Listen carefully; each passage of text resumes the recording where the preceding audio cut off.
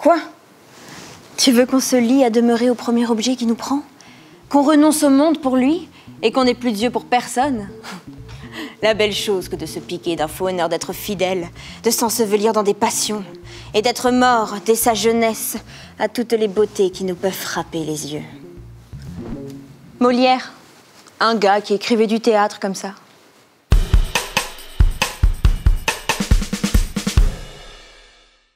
Tout le monde a déjà entendu parler du nom de Don Juan. On l'utilise encore parfois pour désigner quelqu'un de très séducteur. Mais ce qui est souvent mis sous silence, c'est la punition de Don Juan. Un homme libertin et bourgeois, toujours en quête d'une nouvelle femme à séduire et à épouser, et plus elle se refuse à lui, plus ça l'intéresse. La pièce de Don Juan ou le festin de Pierre a été écrite en 1665 par le dramaturge et comédien de théâtre le plus connu de l'histoire de la langue française, Molière. Le personnage de Don Juan, noble espagnol, avide de plaisir et insatiable dans sa quête de conquête amoureuse, se joue des conventions sociales et des valeurs morales de son époque.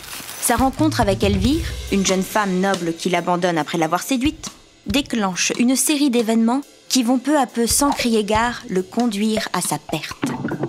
Malgré les avertissements de son fidèle valet Sganarelle et les supplications de ses femmes victimes de ses avances, Don Juan persiste dans son comportement dépravé.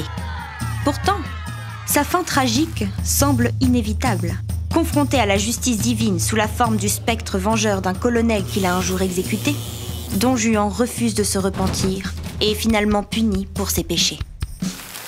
À l'époque, certaines autorités religieuses ont tenté de faire interdire les représentations de la pièce, jugeant son personnage principal et son histoire trop blasphématoires, tandis que d'autres saluaient Molière pour son audace.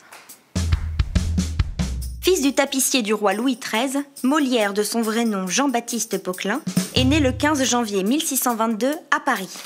Il meurt à 51 ans dans son lit, auprès de son épouse Armande Béjart, probablement d'une maladie pulmonaire. Molière n'est donc pas mort sur scène comme le veut la légende.